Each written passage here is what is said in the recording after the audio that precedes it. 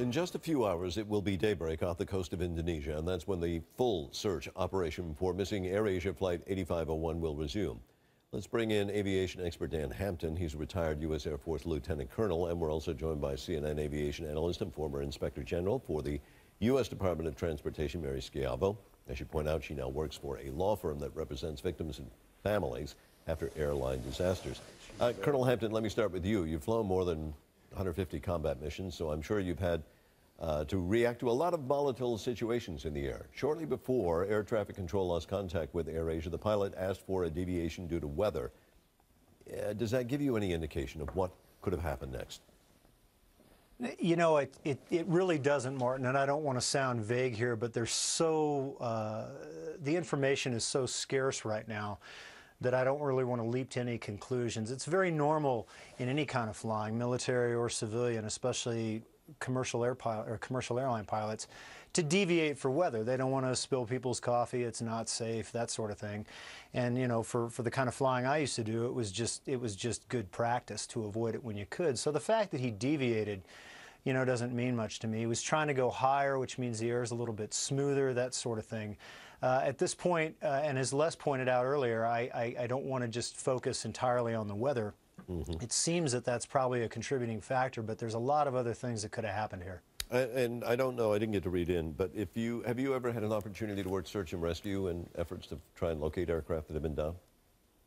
Yeah, absolutely. And if you recall from the, and I don't want to draw a parallel to the Malaysian incident, you know, 10 months ago, but that sort of effort is something that they're going to have to do here, although it should be a little bit easier because there was a good IFF hit on this aircraft. They were in constant radar contact, and they pretty much know where this airplane went down, unlike the one 10 months before. So the search and rescue effort should be a little bit simpler, weather permitting. And just looking down, though, on the water from an aircraft is not necessarily a perfect view of everything, is it?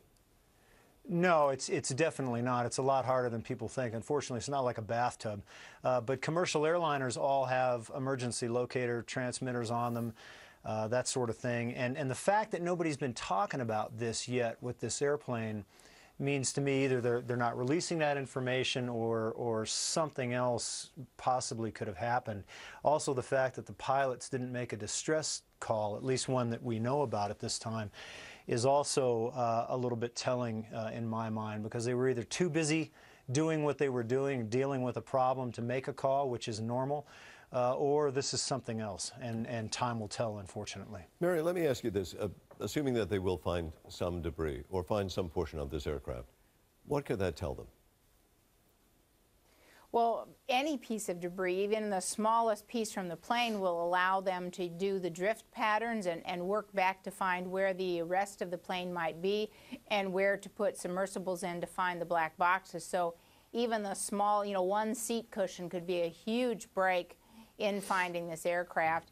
And unless it'd be very rare for it not to break up if it hit the water, it would be very rare for it not to break up, particularly from this altitude, because it was at cruising altitude. And I've worked a couple cases where they have fallen from that altitude, and it's, yeah, you know, it's a big, the impact is breaks up the plane.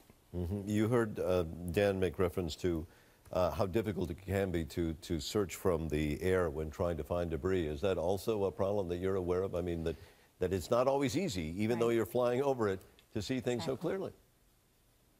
Right, on Air France 447, they had the coordinates. I mean, the plane, that particular aircraft, an Airbus, but an Airbus 340, was sending the messages with the automatic system status update messaging system. And even knowing exactly where it occurred, it took a while for them to find the wreckage. They have to, particularly in stormy weather, and they have to apply the drift patterns.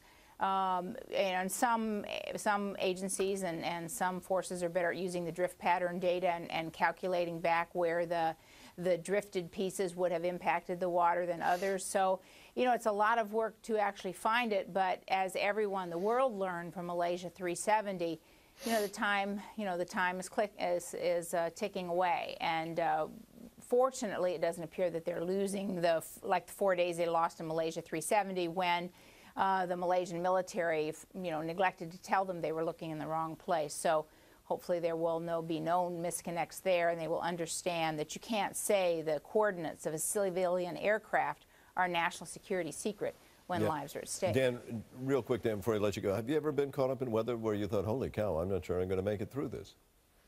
Oh, many times. I went from 35,000 feet to 800 feet one day during the last Gulf War. It's not good. And you're talking about a fighter jet with an afterburner, which unfortunately an airliner doesn't have. So yeah, it can be a problem. But again, we don't know that that's what happened. So I don't want to speculate too much. No, but it's a staggering thought just to hear what you went through. Thank you very much. Lieutenant Colonel Dan Hampton and Mary Schiavo, always a pleasure to have you as well.